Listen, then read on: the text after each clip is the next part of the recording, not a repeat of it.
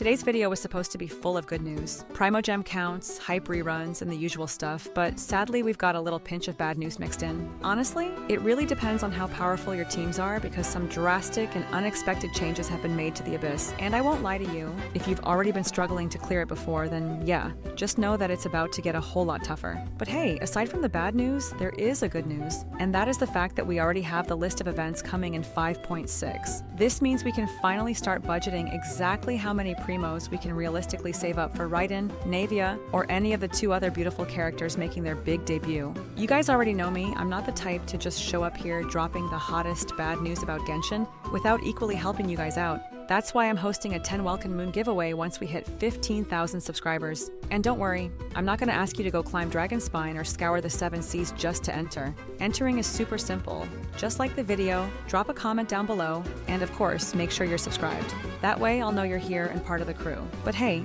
if you're looking at banners like Mavica, Skirk, or even Verisa and thinking, yeah, a Welkin ain't gonna cut it, then feel free to visit my partner U7Buy. U7Buy is the ultimate cheat code for gaming top-ups.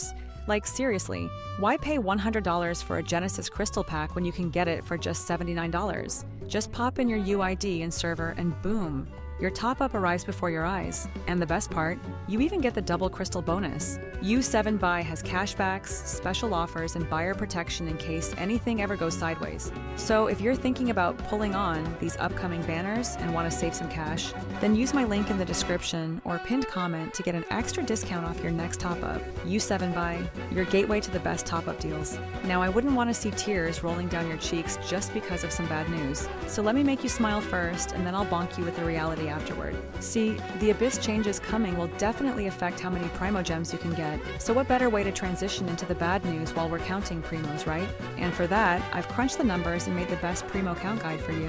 Let's start with the main deal, the events. Events in Genshin are hands down one of the best sources of Primogems. They literally rain primos on us every patch, and lucky for us, version 5.6 is packing 4 events, 2 dropping in the first phase and 2 more in the second phase. The first event is, of course, the flagship event, Whirling Waltz. This event is the big boy of the patch, and it's going to shower us with 910 Primogems, a juicy 900,000 Mora, a Crown of Insight, and a whole bunch of other rewards. But the one thing you absolutely shouldn't miss is the free 4-star weapon, the Sequence of Solitude. Now this weapon isn't just some random throwaway event weapon. This is an HP scaling bow, and let me tell you right now, this bow is perfect for 2 characters and 2 characters only, Diona and Yellen. Why? It all comes down to the substats. This bow gives HP %, making it ideal for Diona's shield strength or Yellen's damage scaling. So if you use either of these characters, congrats! This weapon is basically a free upgrade for you. Oh, and it gets even better. For the R5 passive, when an attack hits an opponent, it deals AoE damage equal to 80% of max HP at the target's location. This effect can trigger once every 15 seconds. But aside from all the amazing loot this event is handing out, Whirling Waltz is shaping up to be one heck of an interesting event. Why? Because it's not your typical fight 20 enemies and pray you have meta characters type of event. Nope. This time, HoYoverse is switching it up. This event is more business-like. You'll apparently own a store, cafe, or hotel. We're not entirely sure yet, but the leaks suggest it's something that'll give us a breath of fresh air. Building, decorating, and managing things. It's honestly looking like the type of event that'll make you happy and calm before they hit us with more Abyss suffering later on. Now I'll be a bit brief with the other events, so I don't end up wasting too much of your time. The second event is called Chronicle of Shifting Stratagems. This event will reward us with 420 Primogems, 240,000 Mora, and some character level up materials. Now for the third event, it's called Operation Downpour Simulation. This one grants 420 Primogems as well, along with the usual Mora and other goodies. Now for the last event in version 5.6, Legends Ablaze Cross-Border Brawl. This one's actually pretty different from your usual Genshin events. It's a co-op event, where you'll be matched with 3 other players. So how does it work? Well, at the start of the challenge, everyone will have to collect as many trial coins as possible. But here's where it gets spicy. When the challenge reaches a certain stage, the player who collected the least trial coins will be forced to indwell into a Saurian. The goal? Make full use of the event's special gameplay mechanics, the featured characters, and the power of the Saurians, all to collect as many trial coins as you can run and earn a high score. Now the rewards are the usual 420 primos and a few other stuffs. Now, before we wrap this up with the full primo count, let me quickly drop the bitter news on your plate, then we'll end on a sweeter note. So, the Spiral Abyss is getting a new change. And it's bad. Like, not just small inconvenience bad, I mean painfully bad.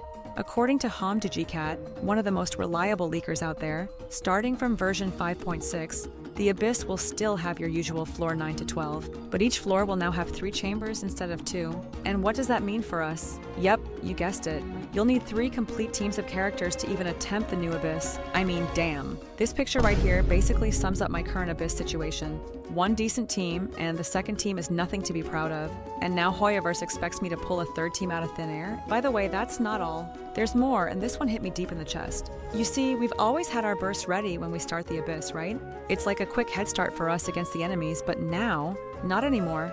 HoYoverse has decided to remove that perk, meaning 0 energy when the fight begins. Honestly, I really hope it's not as tough as it sounds, but at this point, who knows? On the bright side, there's a chance they'll increase the Primogems we get from this chaos. Let's hope they at least make it worth it. By the way, this is a fan-made page showing the new 9th and 12th floors with the 6-chamber arrangement. Yeah, it's a complete overhaul. And it's going to be one heck of a grind to manage 3 full teams for each floor.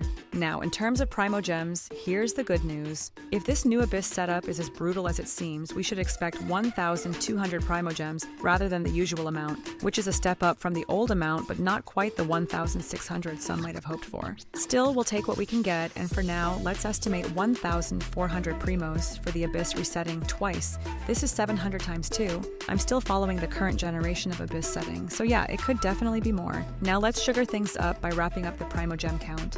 Right after the update, we can expect 600 Primos for compensation. Then of course we've got the new quest dropping alongside the update. That's another easy 180 Primos right there. The new map exploration? Yeah, that's always a juicy one. Between unlocking teleport waypoints, opening chests, and doing random puzzles that make no sense, we can safely say that's around 1,400 Primos just waiting to be snatched. Oh, and don't sleep on Toma's offering. That thing's been upgraded to level 40 now, so if you've been slacking, go pick up those free 500 Primos before Paimon catches you lacking. Paimon's shop is also going to reset. That's an easy 800 Primos right there. Also, if you've got enough Masterless Star Glitter stacked up, then you could exchange those for about 2 wishes or about another 320 Primos or so. Not bad for clicking a few buttons. Testing out new characters like Escoffi, Raiden, and whoever else shows up in the trial runs. Yep, free 80 Primos for just messing around in their little playground. Imaginarium Theater is resetting too, and while the full 800 Primos is technically possible, let's be real, not everyone's built like that. So I'd say 700 Primos is a fair estimate for most players.